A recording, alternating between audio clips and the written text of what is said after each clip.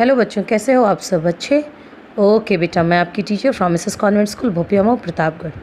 तो चलिए 6th class के बच्चों, हमारी जो हिंदी की पाठ्य पुस्तक सुगंधा है उसका हम लोग 3rd पार्ट पढ़ रहे थे, है ना। तो उसको शुरू करते हैं और सभी बच्चे अपनी पेंसिल और एक नोटबुक भी साथ में रखिएगा। जो हार्ड वर्ड्स मैं अंडरलाइन करूँ उसको आप लोग लिखते रहिएगा, ठीक है बेटा। तो चलिए, जो 3rd पार्ट है हमारा, जी हाँ, क्या नाम है 3rd पार्ट का हमारे? मैं जीऊँगी, ये नाम है। और इसको लिखा किसने है? जी हाँ, रविंद्रनाथ ठाकुर ने। तो चलिए, ये जो चैप्टर इसको आगे बढ़ाते हैं हम। तो ये जो पार्ट है बेटा, इस पार्ट में जो लेखक है हमारे श्री रविंद्रनाथ ठाकुर जी ने, उन्होंने नायिका जो इस पाठ की है कि वो किस प्रकार, है ना, अपने जो घर में, परिवार में जिस प्रकार की बातें होती हैं, कलह जो होता है, उस चीज़ को इसमें, जी हाँ, लिखा है कि किस प्रकार उन कलह की वजह से पूरा का पूरा परिवार ही नष्ट हो जाता है ना। तो चलिए देखते हैं। इस हादसे को भी मैंने पार कर लिया, यानी बता रही है नायिका कि उसको एक पुत्री हुई थी, है ना। वो पुत्री क्या हुई? जी हाँ, जैसे कहते हैं मृत्यु को प्राप्त हुई वो लड़की, उसकी बेटी। लेकिन वो क्या बोल रही कि जी हाँ, मैंने इस हादसे को पार कर लिया। फिर जुट गई रोज़मर्रा के कामकाज में। रोज़मर्रा मीन्स डेली के, है ना। फिर वह भूल गई है कि नहीं? अब कितने दिन तक याद? थोड़े दिन रोई, दुखी रही, उसके बाद वह अपने रोज़मर्रा के काम में जुट गई। गाय भैंस सानी पानी में लग गई, और वो गाय भैंस का जो है ना खाना पानी खिलाते, उसको सानी ये चीज़ बोलते हैं। पानी गाय वगैरह को देने में, जो उनके घर में जानवर थे गाय भैंस, उनके खाने पानी देने में, इन सब चीज़ों में वो अपना समय व्यतीत करने लगी, ठीक है। तुम्हारे घर का माहौल रूखा और घुटन भरा था। अब वो अपने पति को ही पत्र लिख रही हैं, है ना। और वो कहाँ पे हैं?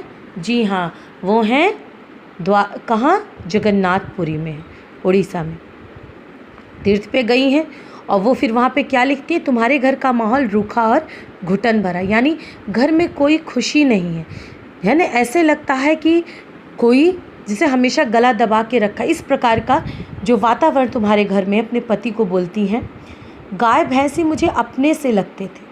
और देखिए, लोग नहीं, गाय भैंस अपने लगते थे, मतलब कि जो उनका परिवार था, तो उनमें क्या अच्छे से उनके अंदर क्या मेल मिलाप की भावनाएं नहीं थी, है ना।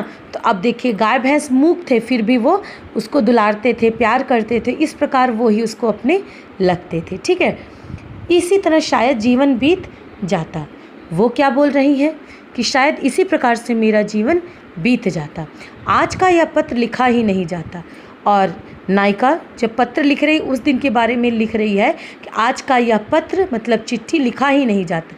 लेकिन अचानक मेरी गृहस्थी में एक बीज आ गया।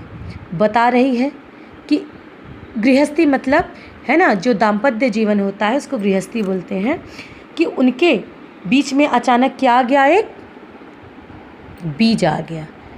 यह बीज जड़ पकड़ने लगा और गृहस्थी को पकड़ ढीली होने लगी, है ना। अब देखिए, वो बीज कौन था, इसके बारे में आप लोग जानो कि कौन सी ऐसी कड़ी आ गई थी जिसकी वजह से जो इनकी गृहस्थी की पकड़ वो ढीली होने लगी थी।